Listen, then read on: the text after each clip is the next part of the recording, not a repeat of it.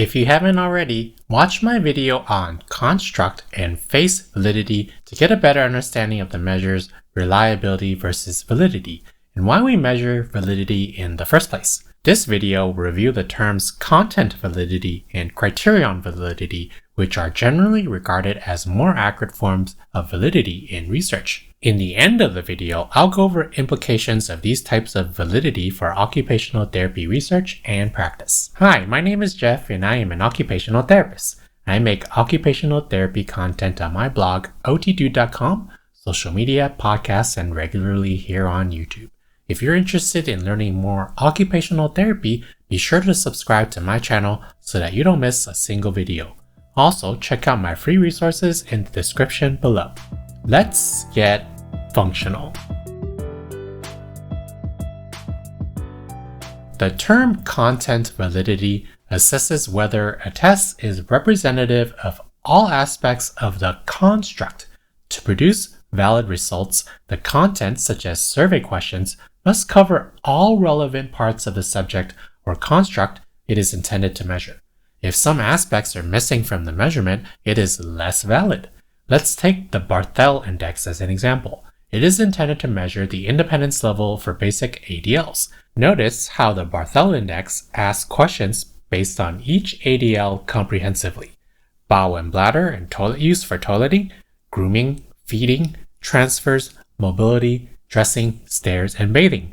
But if the Barthel Index was intended to measure the level of independence for ADLs, but neglected to include questions for, say, dressing, then the content validity is threatened because it does not address dressing in its component parts in consideration when coming up with a final score for the broad construct of ADLs and independence. Assessments that aim to cover or measure a construct such as autism or depression should therefore have good content validity and include, for example, all symptoms described for depression in the latest DSM, compared to one that is based off of an older DSM such as version 1, for example, when the construct of depression may have been defined or thought of differently based on the research at that time. To remember the term content validity, think of table of contents, which encompasses the entire book from beginning to end, such as a novel that tells the story from beginning to end. Or your occupational therapy textbook's table of contents contains a map to all the contents of the book. A table of contents should not miss some parts or it is not very useful. Now, let's review criterion validity.